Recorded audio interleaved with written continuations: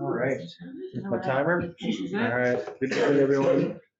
Again, I'm Rob. I'm an alcoholic. It's a pleasure. It's an honor to be here. It's great to be sober. Thank you for having me. Um, he remembers a little differently than I do, or than what happened. He was my brother's sponsor, and my brother brought me to meetings. And I showed up to these meetings because I didn't want to give up alcohol and the fun that it brought and the answers and all the rest, but I couldn't drink normally. And it was my understanding that the people who came to these meetings were a bunch of failed alcoholic losers, if you will, because my brother, that's the way I viewed him. So I was here to learn what you guys were doing wrong so I could do it right and I could keep that buddy going forward. And well, by the end of that meeting, I was an alcoholic. Your experience, shaking knees and all the rest, you know, I knew I was doomed. Okay, so there's that. Jim, if you look him up in my phone, his name is Mr. Smiley because he has this, I don't know, this grin on his face all the time. And that's what my brother calls him. He's like, why is this guy so happy all the time? And he was on in his journey, he was on the teeter of leaving that meeting that he was at Red Robin early in the morning and drinking at the end of the day and saying F it all, and or whatever brought him up to Jim and say, how do you do this thing? And so that's how it all began. And so as a result of that, I'm standing in front of you guys today, and you know, so yeah, I have a sponsor who's worked through the steps with a sponsor who's also worked through the steps, and it goes all the way back to Dr. Bob and Bill W. And I have from that tradition, I have the honor to have worked the steps with other alcoholics and to show them what I was shown and how I did it, and experience, share my experience drinking home. So thank you, Jim. You saved my life. And I didn't come in on a winning streak, unlike a lot of people that I've met here. I was in a pretty bad way. I had a whole lifetime of I was born an alcoholic. I believe there's three kinds of alcoholics, really, if you think about it. There's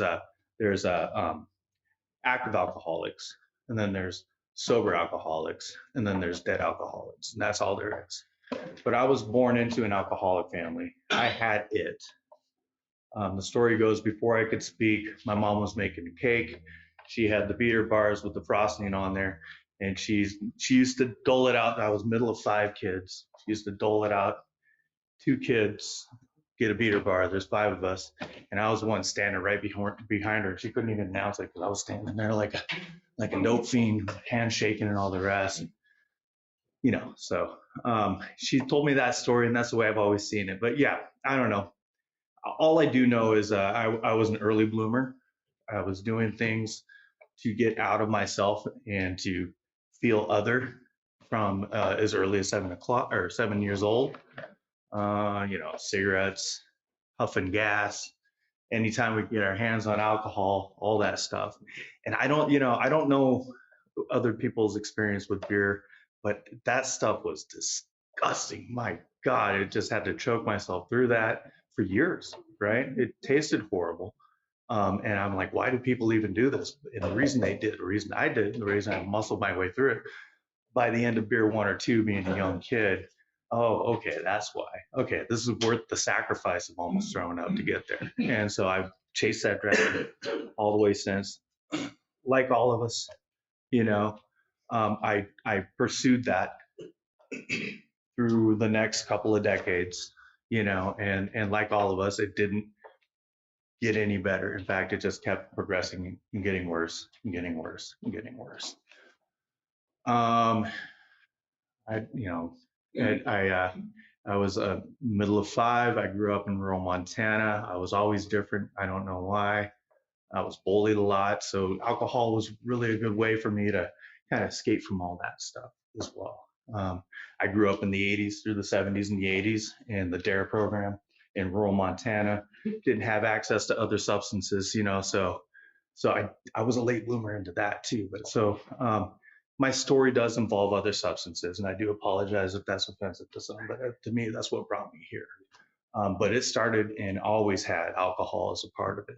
And so So anyway, when Jim met me, when I started coming around, my first sobriety date, being the avid marijuana smoker that I was 4/20, 2002. It's a very, very special date, very special meaning to this stoner dude. I'd smoked my last joint, drank my last beer. I believe it was a Heineken. And that was it. And honestly, I haven't had a drop of alcohol since that day. It was always my thought that other things weren't, especially the heavy duty things that I was doing, were not a good idea until I had a couple drinks in me. And so I haven't had a drop of alcohol from that day. My sober date, though, is 7/23/2002. So yeah, you can do the math there. There were some fits and starts. And I was on the third step with Jim at the time that my final relapse happened.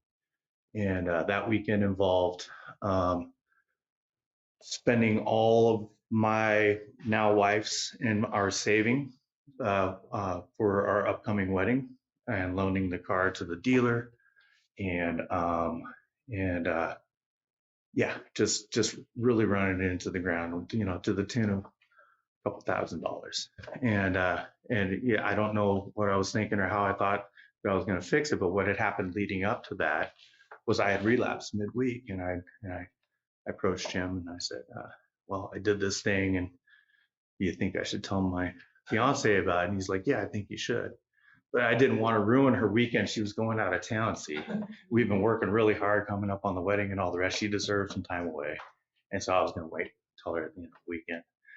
But what really it was is I just wanted to do what I was going to do, and I didn't want to have anything in the way of that, because that's what we do as alcoholics.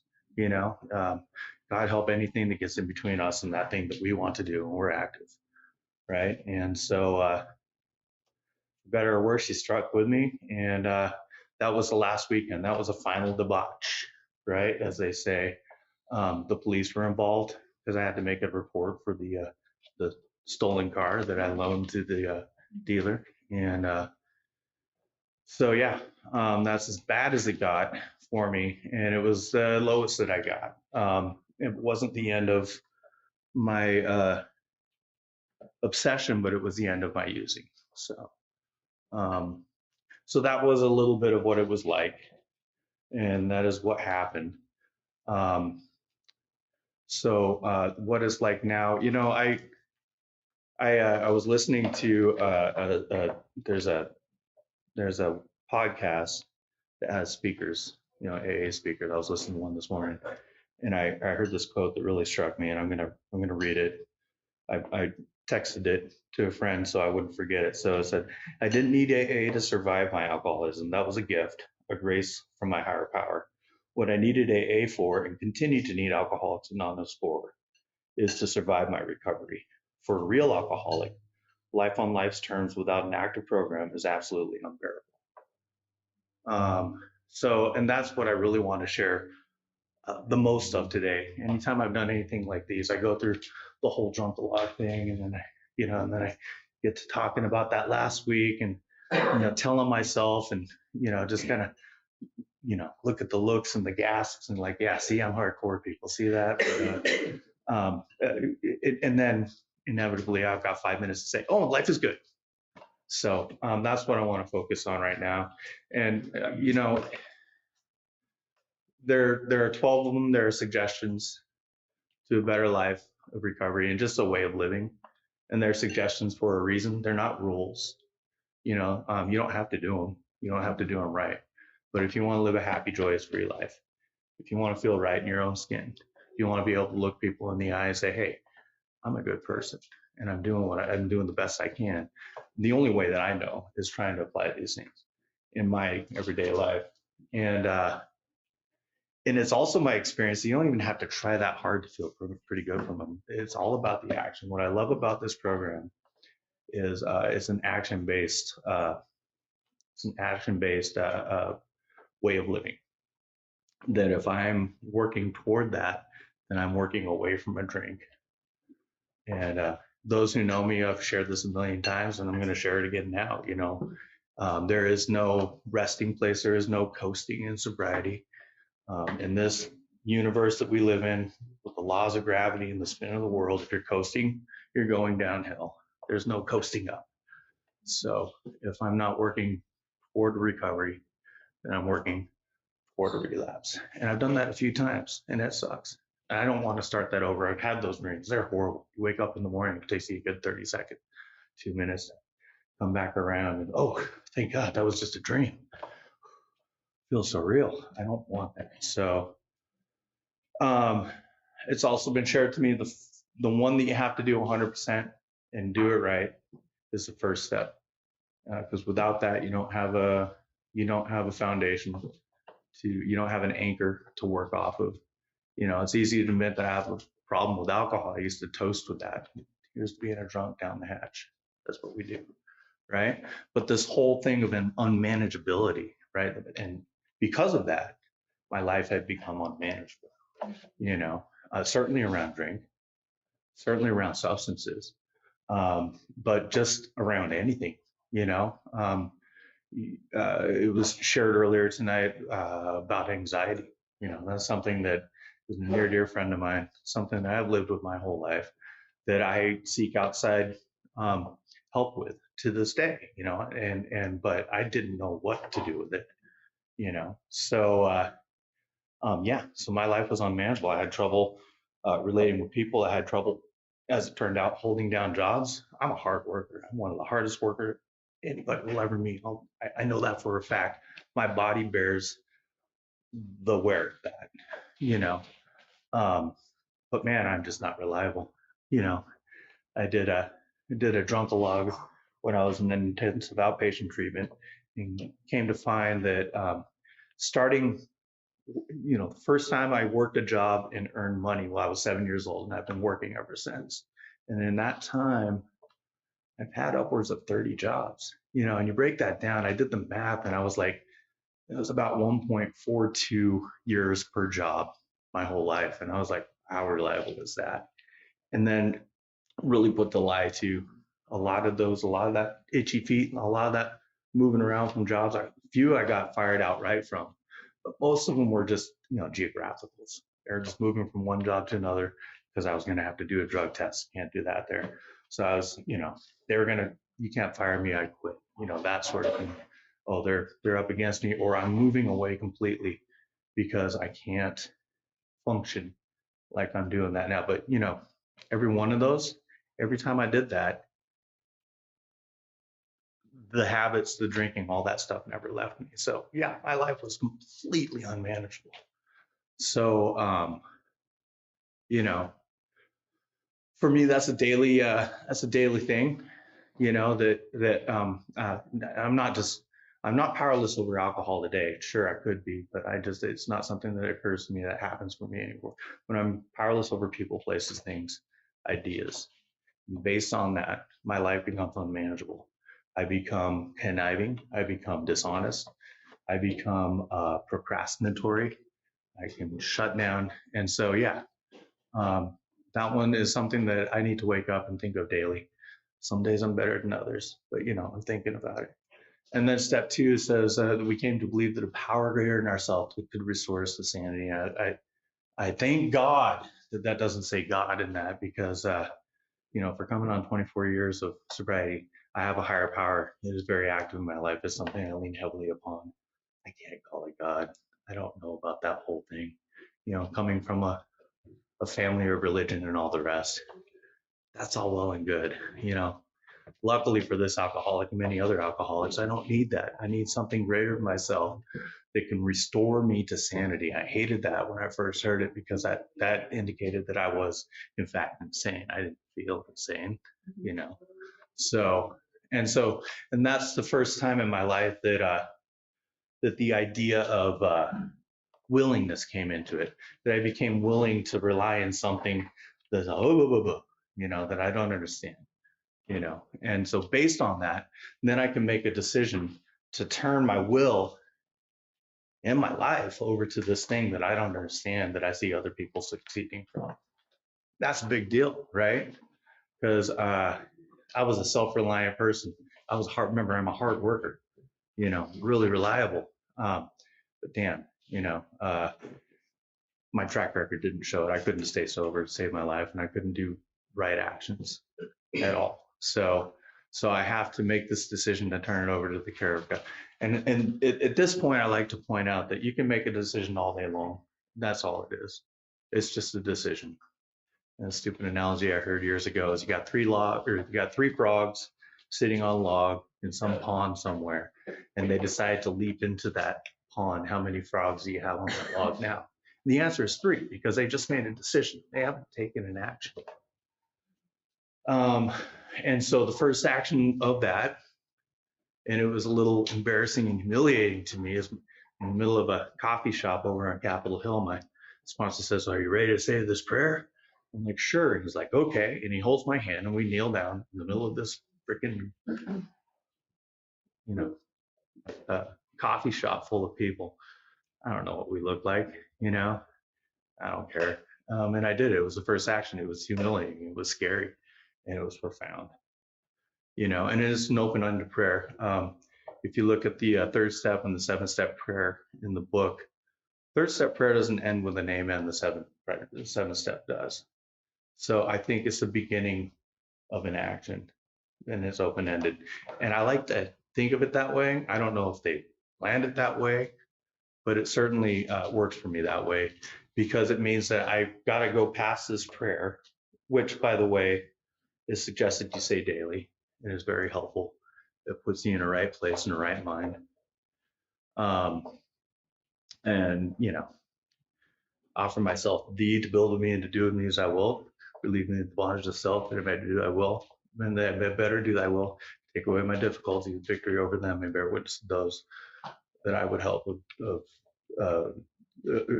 my fellow. And every time I say this in front of people, I paraphrase badly. It leaves it open-ended. Okay, so I'm offering myself to this.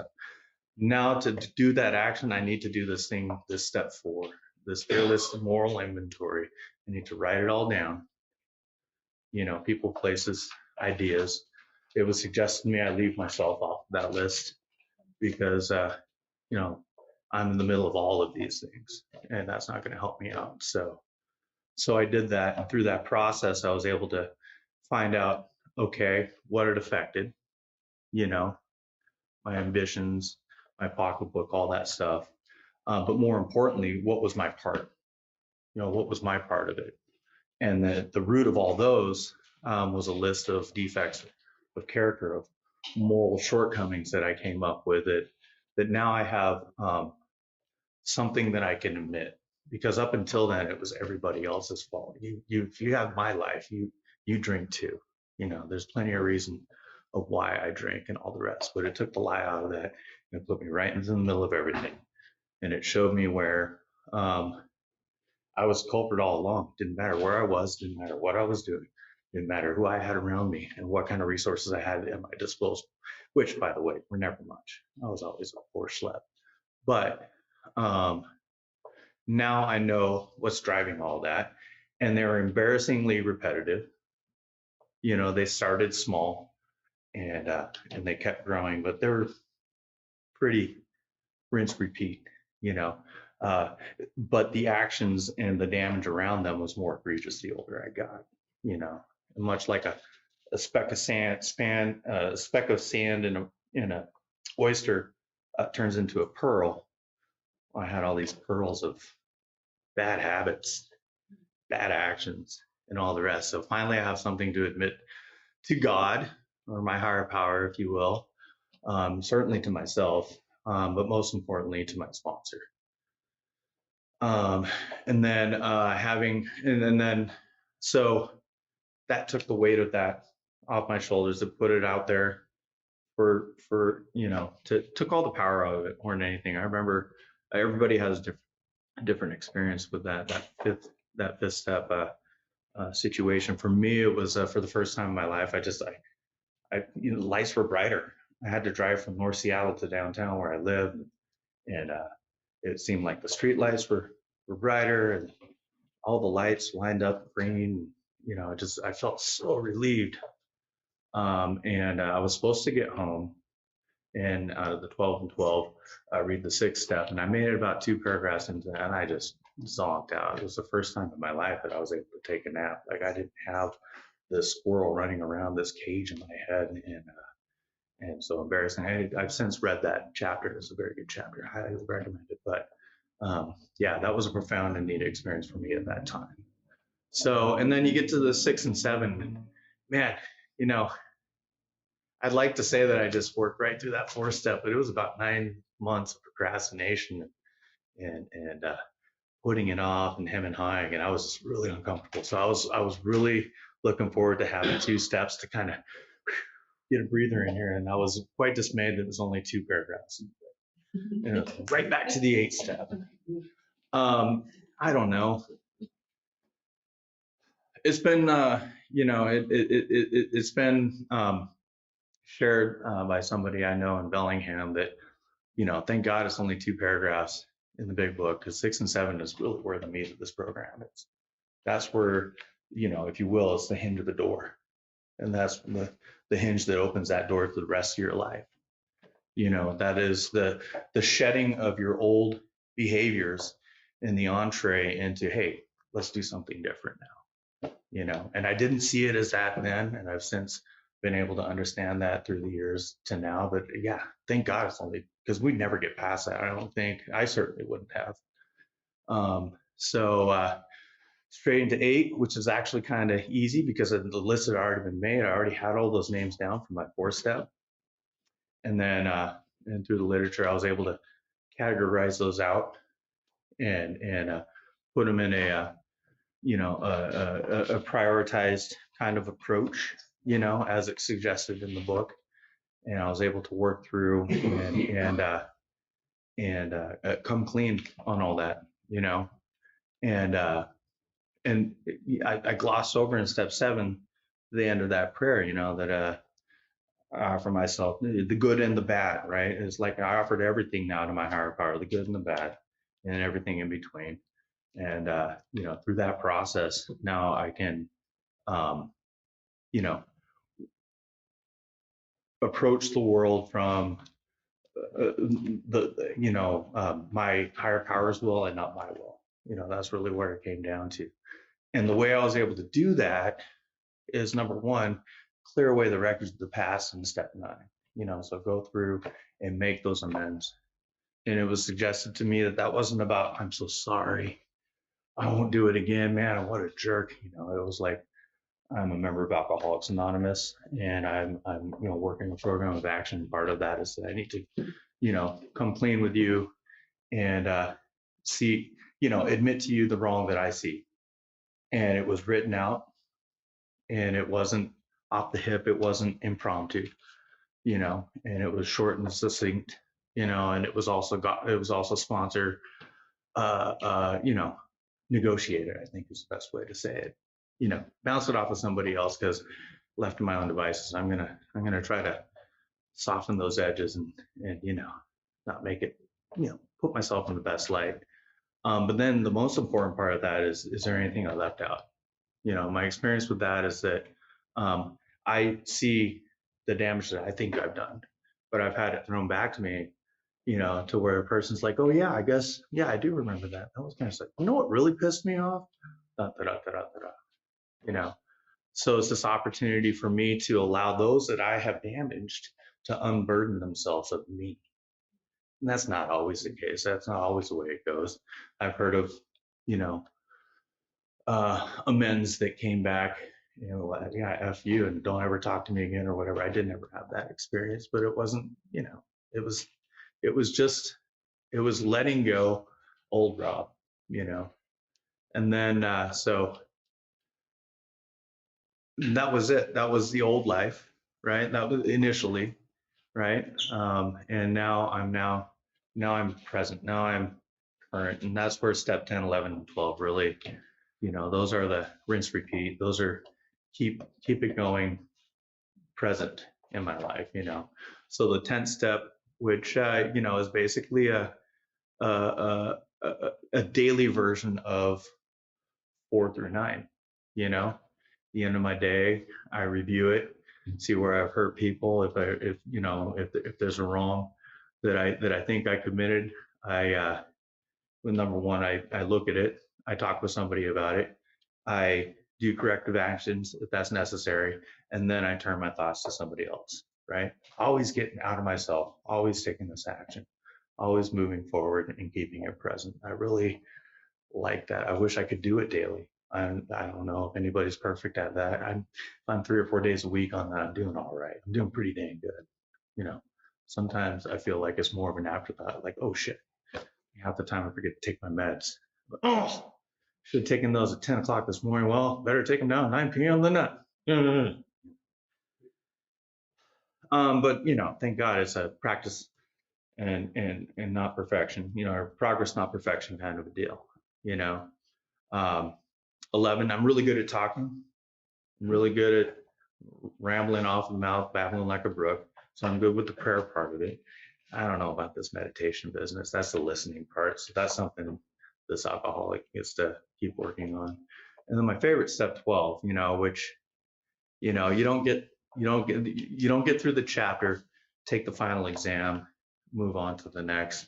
You know, this thing is a circular deal, and then 12 is what turns it back on itself. You know, we've had a spiritual awakening. It was the result of these 11 suggestions coming before it. And now I'm trying to carry this message to another alcoholic, but most important, to practice these principles in all my affairs. You know, and if I'm not doing that, or if I'm not striving to do that, or if I'm not at least thinking about that, and you know, then I'm letting this whole thing down. I'm letting this lineage of sponsorship that went before me down. You know, I'm not carrying that. And so, you know, sponsorship, obviously, that's a big part of it. Carrying the message out to alcoholics directly by going through the book, that's a big deal. Saying yes when AA asks something of you, and showing up and being on time, and being of service, holding a service position in meetings, greeting the newcomers when they come in, you know, and all that stuff. So that directly in AA is what I get to do. A lot of my life is spent in the outside world with a bunch of people that at best know that AA is a bunch of losers that used to drink and can't drink normal like anyone, because that's what I thought, right? So if I'm not taking what I got here, the serenity and the peace and that courage that I gain here, and I'm not putting that out into my world and to those around me, then and those people, God forbid, know that I used to drink and I don't now, and I'm a member of AA. I'm the only big book that people get to see. So that's something that I get to remember. And so that translates into being an honest worker among worker. That translates into me being helpful and being of service to my fellows, and being present as a father, as a husband, as a dad, as a brother, as a friend, you know. And most of the time I'm coming through an altruistic point of view. Whereas before I got sober, before I had recovery, before I had a program to work on my life, it was always Rob motivated, always about something. You know, we talk about the director. Sometimes, you know, he's mean, and sometimes, you know, he's magnanimous and whatever, but it's always to get his own ends, to look after that number one. And you know, I've had enough time and enough experience with this stuff that, you know, by the giving I get, by the giving I receive, and you know, if for anything else, to earlier tonight to see your beautiful daughter, my good friend Carmen, share her story of courage, you know, to have my good friend Jim, who's known me for the better part of a quarter century, has seen me through a lot. And yeah, I am not the alcoholic I was when I showed up. I'm about 60 pounds heavier. But, anyway, I'm just eternally grateful and honored to be counted a member of Alcoholics Anonymous. I don't know what life would be without it, and I don't care. I'm just really grateful and really happy that I can count myself among y'all, and that I can try to pass this forward, and hopefully that made some sort of sense, because I see that I have 25 seconds to go. So I'm going to give that back to the universe. Thank you, everybody.